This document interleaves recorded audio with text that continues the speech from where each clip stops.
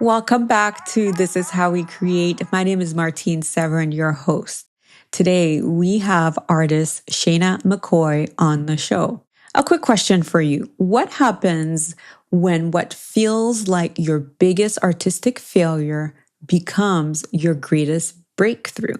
For painter Shaina McCoy, the moment she couldn't paint faces in oil became the foundation for a visual language that transforms family photographs into powerful statements about Black joy, memory, and about legacy.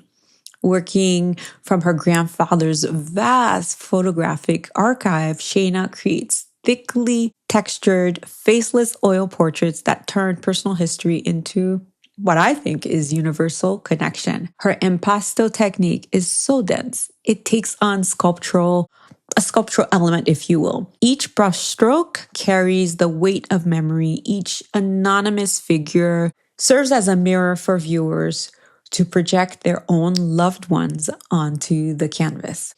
We see a lot of art, particularly on This Is How We Create, and in a media landscape that disproportionately showcases Black suffering, Shaina's work insists on celebrating Black familial intimacy, warmth, as well as resilience. Recently relocated from Minneapolis to Los Angeles, she's stepping into a new chapter in the art world while honoring her roots. Her journey from a hesitant student presenting faceless figures to an internationally exhibited artist whose work bridges galleries in LA, Paris, Hong Kong. Well, I think you should strap in for a masterclass in turning vulnerability into visual power. Shaina, welcome to the show. Yes, I appreciate you for welcoming me to be a part of the podcast and to tell my story.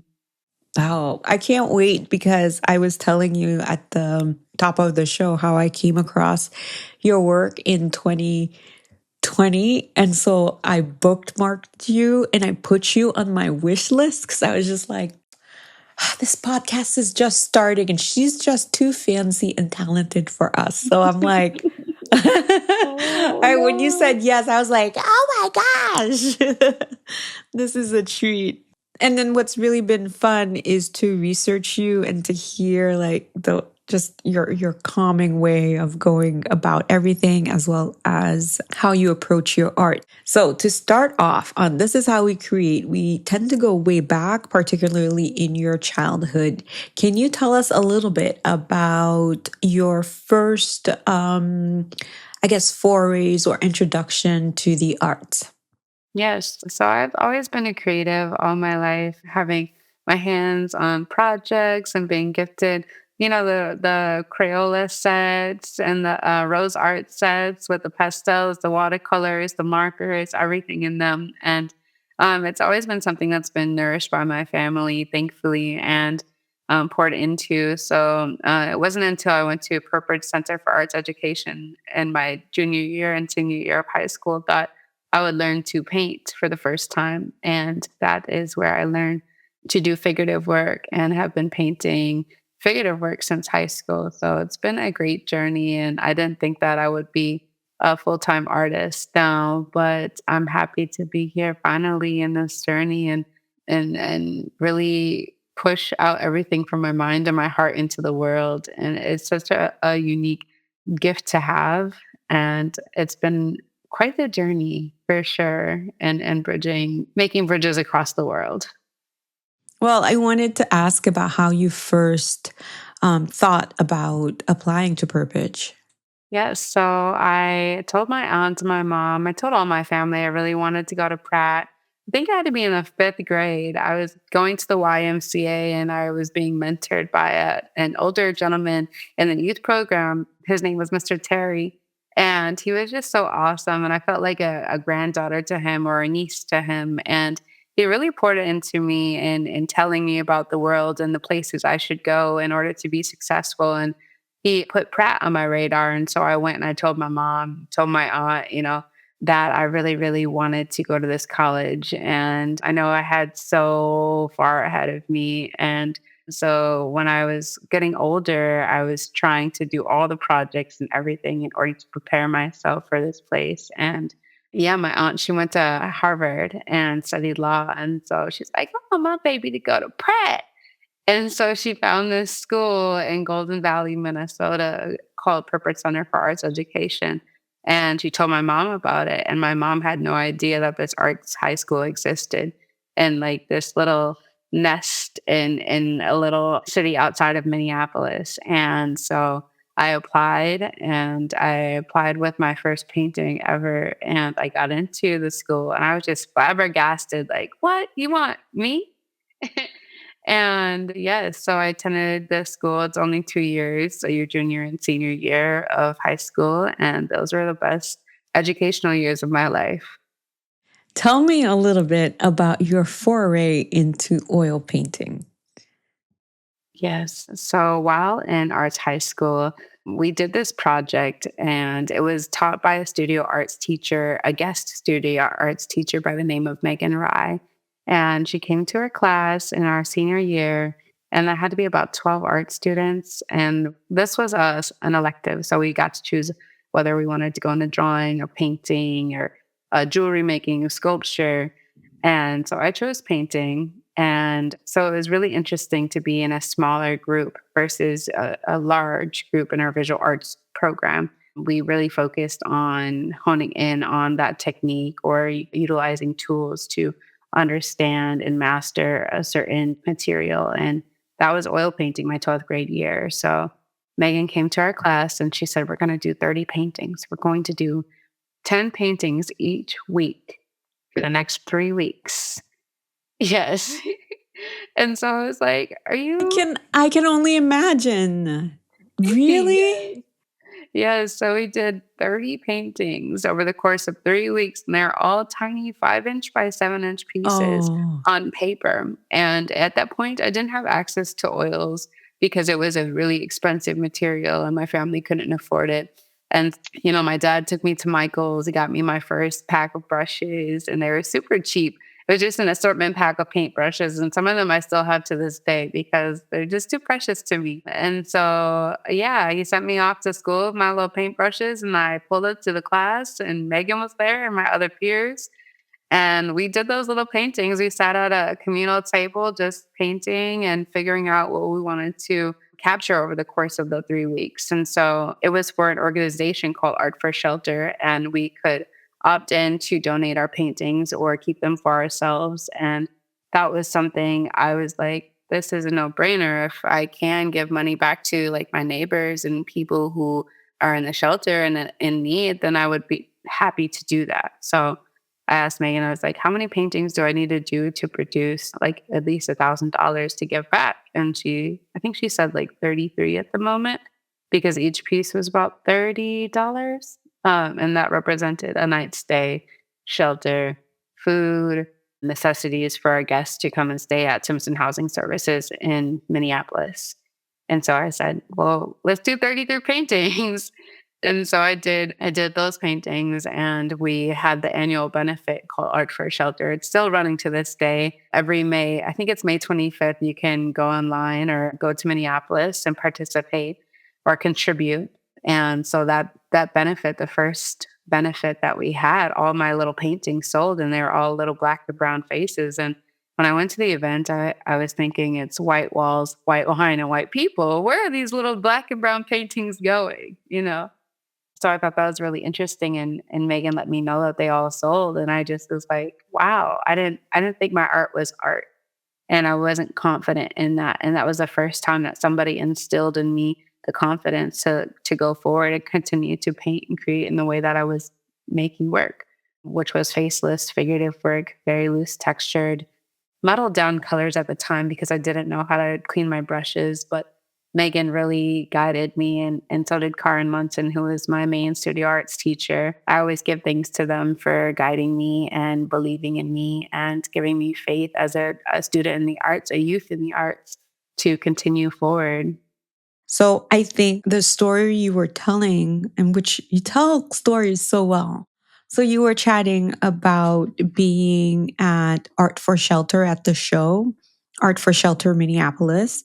You were talking about being at the show and going up and seeing all the white walls, and you were looking for your brown faces.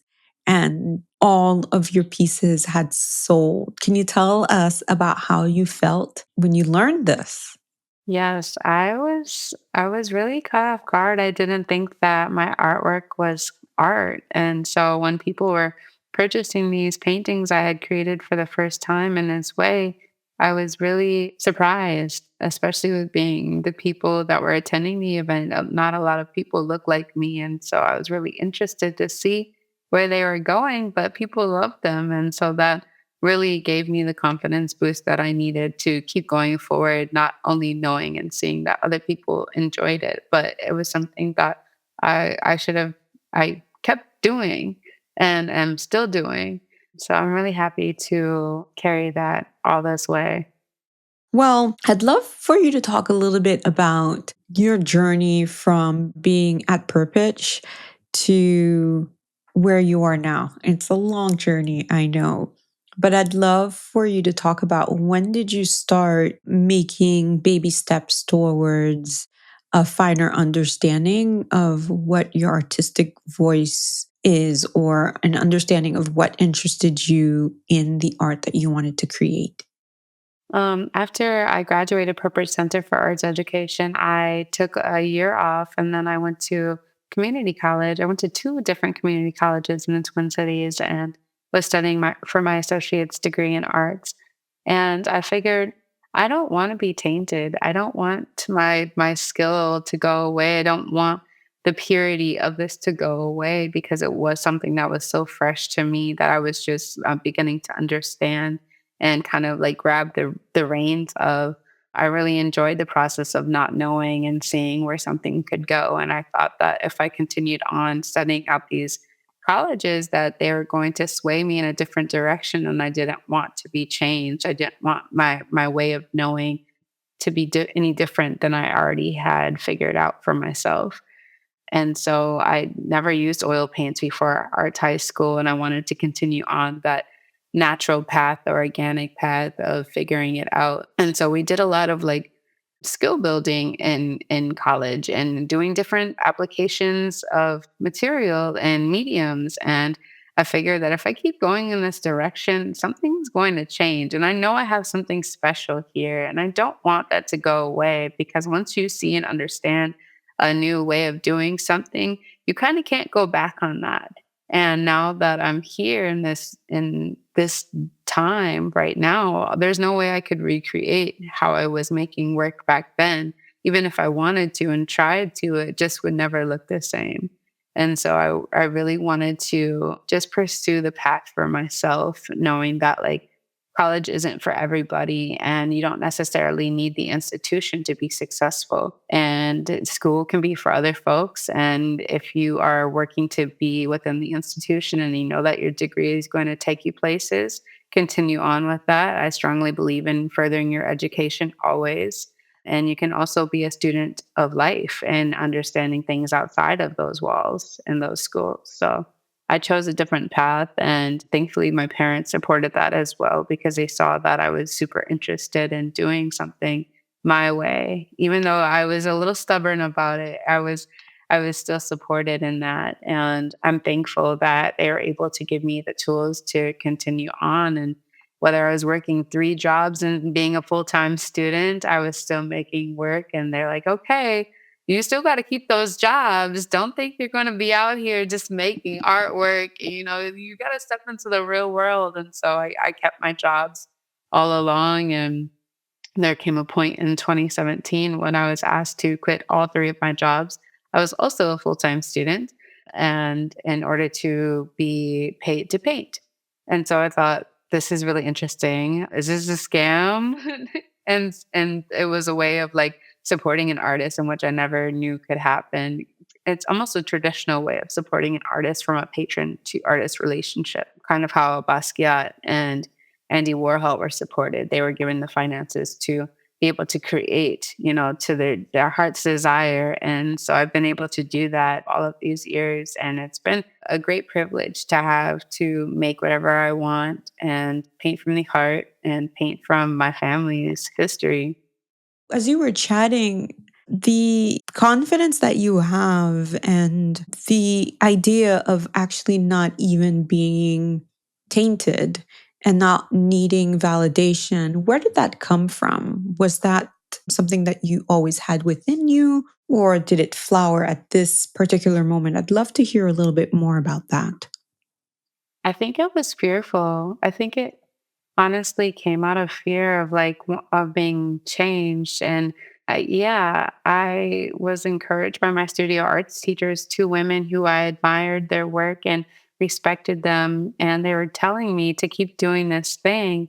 They didn't really push college on me or anything like that, but they said, you have something special. And hearing that as a youth in the arts at like 17 really held a lot of weight for me. And I was just like, wow, these women believe in me. They want me to keep doing this thing. And so I kept on. And I don't know. Don't I can't really pinpoint where that confidence came from, but I knew that I didn't want it to go anywhere. Like I got something and I have to hold it like close to my heart. I can't let that fleet, run away from me or fly away. So I said, like, wherever we're going, I'm going with the wind. And I don't know, kind of like a faith or a blind faith that was with me. Yeah. From there, how did you come to the style that you currently have now? How can you talk to me about the evolution of that? So with the style of painting that I do right now, I would call it like faceless figurative work or heavy textured impasto work. Yes. So when I started doing the painting at Purpage, I really wanted to execute. I wanted to paint realistically so bad because all the other students could do that. They're painting dogs, they're painting architecture, they're painting still lifes, and people are painting faces. And I really wanted to because I thought that that meant a lot of like you were validated. You were seen as like you're an artist, you're doing this, and you got a lot of praise for that in the high school. Especially going to an arts high school, if you could execute, like you're a top dog. And I wanted to be up there and I really couldn't. And I applied myself. I tried and I tried. And there's some earlier on portraits that have like just the eyes, no mouth, no nose. Some of them in another one I painted of my brother, eyes, a little nose, and a light lips. And that was really all I ever pushed out when it came to painting faces. And Megan, she encouraged me to like stop painting faces or facial features. And so I was like, okay. And she's like, you don't have to do that for it to be considered art. This is uniquely you. It's beautiful. Keep doing this thing. And so I was like, all right, I'm going to keep doing it. And each week I would come back with my 10 little paintings that didn't have any faces on them. And yeah, there was like one of the class critiques that Megan told me that. And I just started like crying as I was so in disbelief of my own work that it wasn't worthy. And like, why would I even bring this to class critique? I don't know. I'm just going to tape my little paintings up on the wall so all of my peers can look at it. We can talk about it, even though I don't want to talk about it. But I tried to execute and I wanted to so badly. And a couple portraits came, but yeah, I didn't have to do that. And she told me I don't have to. So I was like, all right, cool. Well, at this point, I'd love to talk about your impasto technique, which is so thick that viewers can literally feel the texture. So you said that you use your brushes like sculpting tools. Can you talk to me about how you go about conveying emotion through paint? How do you do that? Yeah.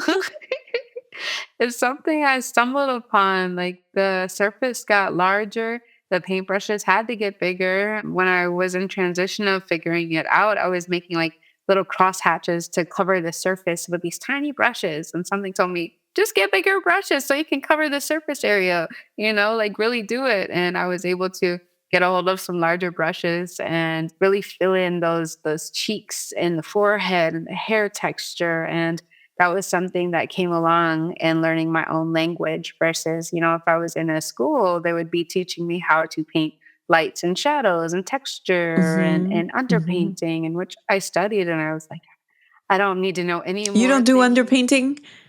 You don't do No, underpainting? No, mm-mm, yeah. no. So people think that the work is heavily like layered, but there's two layers, or maybe three if you count the gesso. So it's gesso, and then you go on with the one layer of like a solid color.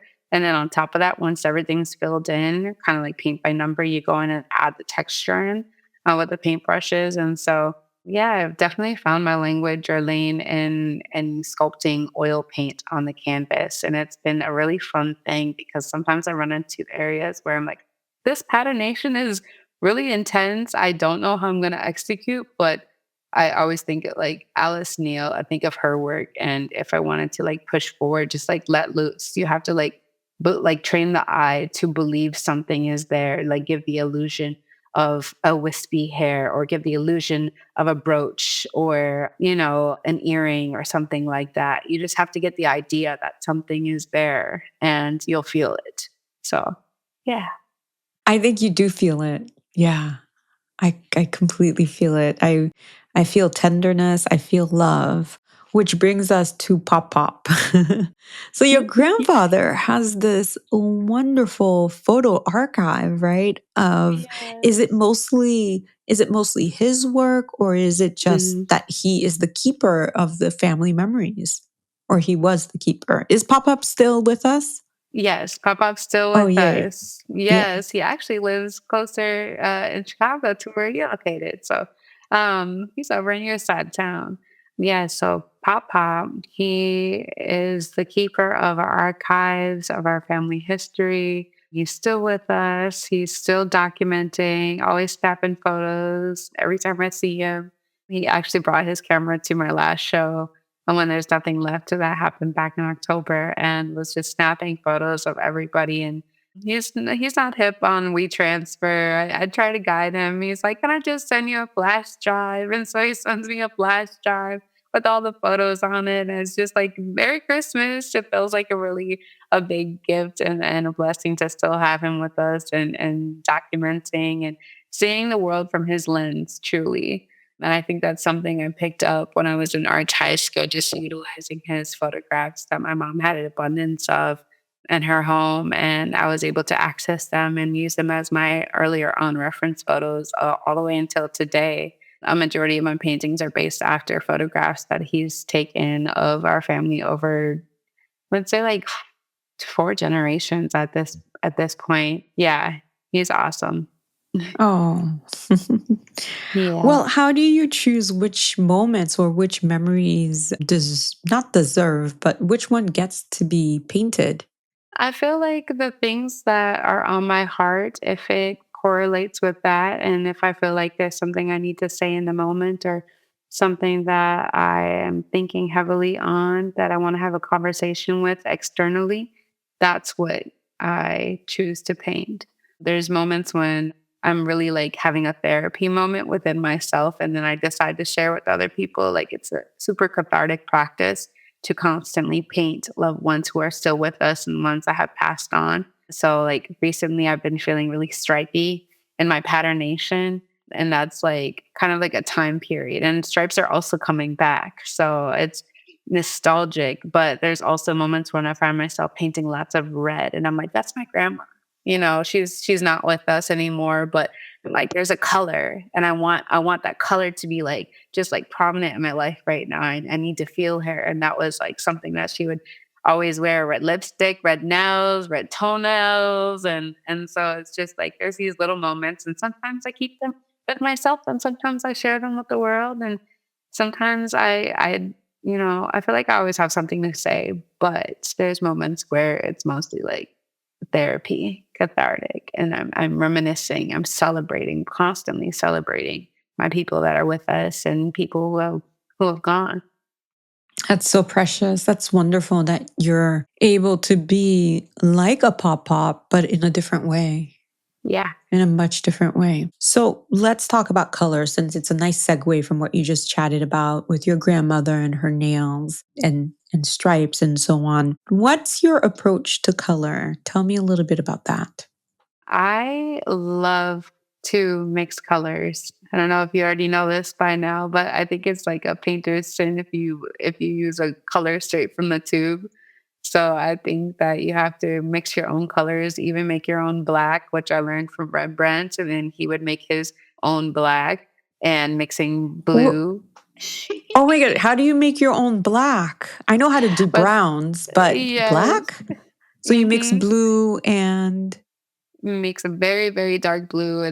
I use French ultramarine blue, and then I use a burnt umber or a raw umber. So it's a very of dark brown and a course. very dark blue, and you put those two together so you can either have a warm black or a cool black, which is more blue toned or brown toned, or leaning like you think like I guess like hot and cold, you know?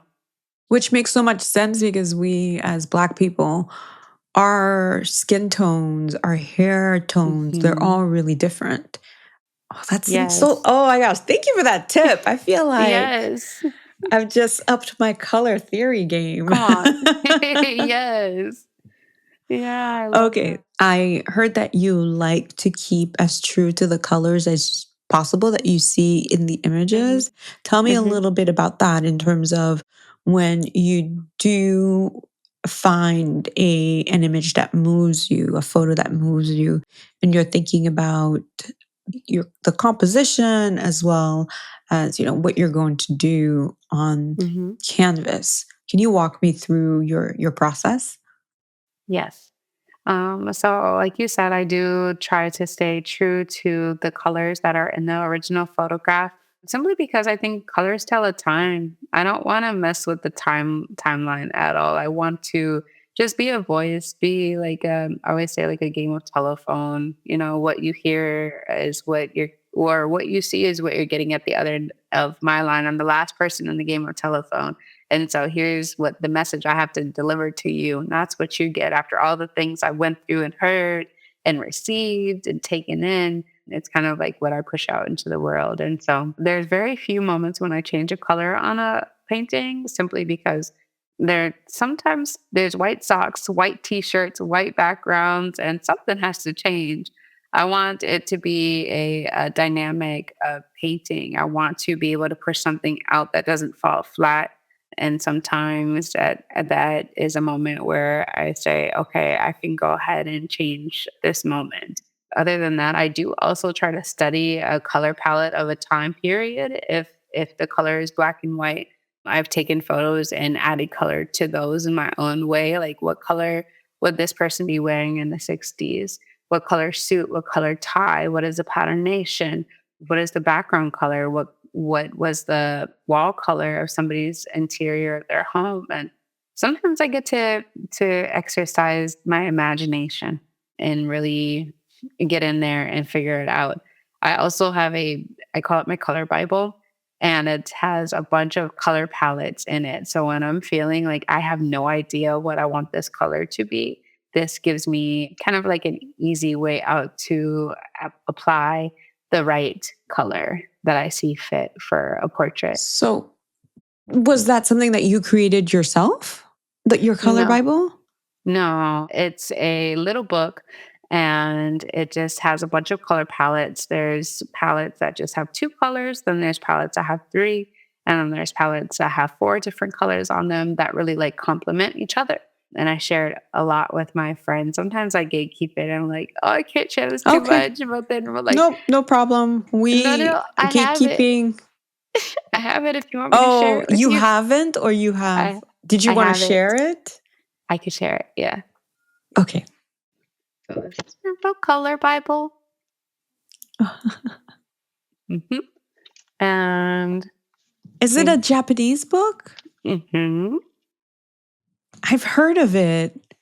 Yeah, a lot of creative not graphic designers, interior designers use it. yeah, it's so good. I Okay, love I'm this getting it. book. Okay. Hmm. Well, so as we wrap up, I guess the last question that I have for you is about success, right? I think when we first start, we think success means one thing when we first start as artists. I'm wondering, how has your idea of success changed over time? I think it was really complicated in the beginning. I think what I thought was successful was Some things still ring true to me, but I think two things are at the forefront of my brain are that if you made somebody feel, then the work was successful. And if you've been prolific, then you've been successful. And so I always refer to prolific Picasso. If you exuded all this energy into the world for these works to exist and put them somewhere and make a placement, then you've been successful. But I honestly think that if you made somebody feel something, even if that something is bad, something you made that person feel, I think that's successful. And I think those are like my two things that are super simple. But when I first started out, I think that I thought success was being in museums, was having gallery shows across the world, was being in collectors' homes that had large prominent collections and ones that have all the masters in them. But I don't think that rings true to me or sits with me in the same way that it did way back when. But I honestly think in a world where a lot of people are losing connectivity, I think that feeling is the most important in a numb, cold world. To be able to connect with each other is to feel and really see each other and understand each other. So I think that even if you made a piece of artwork, there's art for everybody. But if you made somebody connect and really feel something, then you've done the work. Oh gosh, well, this episode has Yeah. made me feel I'm like getting like I could feel you know how when you get emotional? I don't know for you where it goes, but for me it's up here when I'm like, "Ugh, am I gonna cry?" Yes, yes, the waterworks. That was Mhm. so beautiful. That was so Yes. beautiful. This has made Thank my you, day because I've been Martine. thinking about that a lot about Yes. feeling and about what's the purpose. What's the purpose Mhm. of the work that I create? And funny enough, I always start with the feeling, and my work is very collaborative. Usually, as a photographer, I'm working with a team of people, but I always go into whatever project. Well, how do I want people to feel? Yeah. And then if I'm talking with the client or the creative team, I ask them, what do you want the end client to feel? And it is all about feeling. Wow. I didn't know you're a photographer. Yes, ma'am. What? Come Yes, I'm a on. photographer. I love Yeah. that. Oh my Yeah. gosh. So you see, we understand each other. Yeah, It's I truly completely I feeling. understand. And so much so that I've been thinking about creating work with showing just the back of the head instead of the face because we assign so much to a subject. Whereas I think maybe by taking away the features, all we have left to focus on are the emotions, which makes your job really hard then. It just occurred to Mhm. me that that must be really difficult. Yeah. I'm just a triple water sign. So sometimes it is really difficult, but then sometimes I'm like, I'm feeling too much. I'm just a water baby. I see and feel so many things throughout the day. And yeah, I really aim to really connect with people and get in touch with their emotions. And I'm really happy that I saw one of the questions was that what's something I didn't know that would come through my work, or what was it? Yeah, I didn't understand, like, the connectivity of it all. I didn't know that this many people would feel what I was feeling, and I was like, "Wait a minute. We don't have to have a conversation about anything, but you see what I'm putting down on this canvas, and it's translating." Like, when there was nothing left, I was like, "Wow, lots of people are hugging and crying and laughing," and I'm like, "That's all I wanted, because I just needed a big hug too." Like, that's all, and I was like, "Oh my gosh, this is so, like, what?" Sometimes I still deal with imposter syndrome, but I'm so happy to, like, be a creator, and I'm sure you can understand it as well. It's like, wow, these people are like, it's translating. Like, the language and the tools are working that I'm utilizing in order to, like, get something across and have a feeling come out. Yeah. Oh, it's so true. Well, Shayna, thank you so much for coming on the show. This has been a treat, an absolute treat for me. Yes. Likewise. Thank you, Martine. It's been so sweet, and thank you for letting me speak and just, like, gap.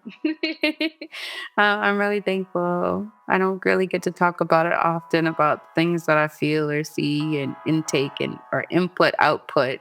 And so it's been super refreshing to be able to chat with you. Hi there. If you're loving the show, would you mind taking a quick second to leave us a 5-star review on your favorite go-to podcast app? While you're at it, subscribe to our Substack newsletter, Creative Matters.